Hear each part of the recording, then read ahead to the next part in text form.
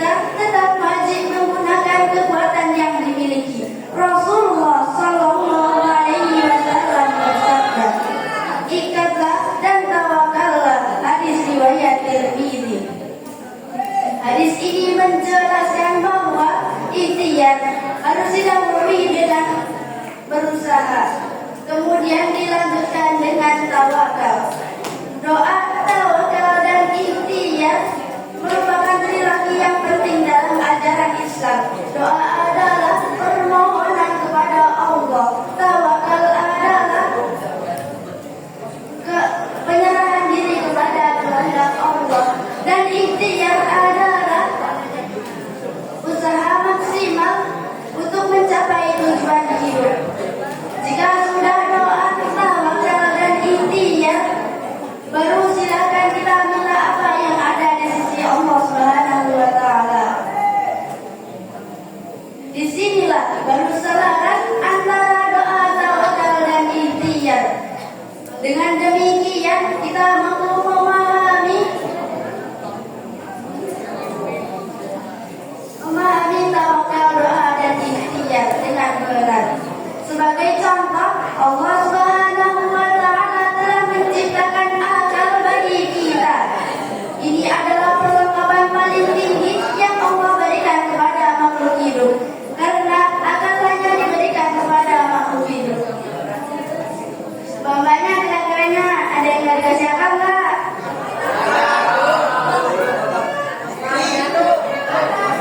Akal berfungsi untuk membimbing mereka supaya mampu mempertahankan diri, mencari kehidupan, supaya kita bisa mempertahankan diri di dalam bumi ini. Jadi kesimpulannya, maka dari itu kita harus berusaha semampu kita, karena ketiga sikap ini merupakan kunci sukses dunia dan akhirat. Cukup sekian yang saya sampaikan. Wallahul muwaffiq aqwamit thoriq. Wassalamualaikum warahmatullahi wabarakatuh. Bismillahirrahmanirrahim. Assalamualaikum warahmatullahi wabarakatuh. Alhamdulillahirabbil alamin wa bihi nasta'in wa ala umuri dunya waddin wa ala alihi wa sahbihi ajma'in. Amma ba'du. Yang saya muliakan dan yang sama-sama kita muliakan, Al-Mukarram Mudirul Ma'had Nurul Quran beserta keluarganya. Yang saya hormati Dewan Asatidz wal Asatidzah Pondok Pesantren Nurul Quran, dan tak lupa santriwan dan santriwati yang saya banggakan. Syukur alhamdulillah atas berkat rahmat Allah yang Maha Pengasih, yang nikmatnya tak pilih kasih. Semoga kita menjadi hamba-hambanya yang terpilih.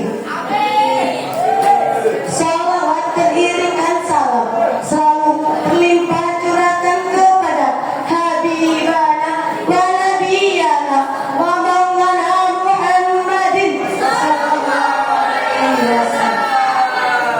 Doa, tawakal, dan ikhtiar. Di sini kita berbicara tentang hubungan antara tawakal dan ikhtiar, bahwa keliru dan salah orang yang telah memisahkan antara keduanya. Tawakal tanpa ikhtiar tidak dapat dikategorikan sebagai tawakal, sedangkan ikhtiar tidak akan sempurna tanpa tawakal. Maka dari itu kita perlu menyandingkan keduanya di dalam kehidupan kita. Allah berfirman dalam Al-Quran surat Ibrahim potongan ayat 12. A'udzu billahi minasy syaithanir rajim.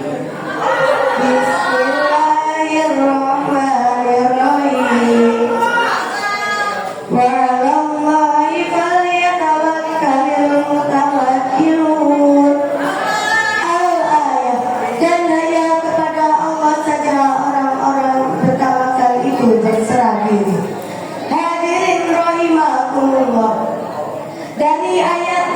atas Allah menjelaskan bahwa dari ayat di atas Allah menjelaskan bahwa kita perlu melakukan tindakan kehati-hatian atau berjaga-jaga di mana itu masuk dalam bab ikhtiar.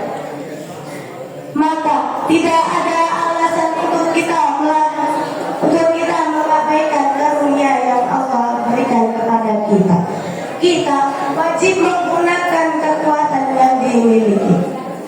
Rasulullah Sallallahu Alaihi Wasallam bersabda, ikatlah dan tawakallah. Hadis riwayat Tirmidzi. Hadis ini menjelaskan bahwa ikhtiar harus didahului dengan usaha, lalu dilanjutkan dengan tawakal. Doa, tawakal dan ikhtiar merupakan trilogi yang penting dalam ajaran Islam. Doa adalah permohonan kepada Allah. Tawakal adalah penyerahan diri kepada kehendak Allah. Sedangkan ikhtiar adalah usaha maksimal untuk mencapai tujuan ini. Jika sudah melakukan ketiga sikap ini, dan silakan kita mau meminta apa yang ada di sisi Allah. Disinilah bab selaras antara doa, tawakal dan ikhtiar. Dengan demikian kita dapat memahami takdir dengan benar. Sebagai contoh, Allah Subhanahu wa Ta'ala telah menciptakan akal bagi kita. Ini adalah perlengkapan paling tinggi yang Allah berikan kepada makhluk hidup. Karena akal hanya dimiliki oleh manusia yang mampu membimbing mereka supaya dapat mempertahankan diri, membela diri, dan juga mencari kehidupan agar dapat mencapai apa yang dicita-citakan oleh manusia itu. Jadi kesimpulannya, maka dari itu kita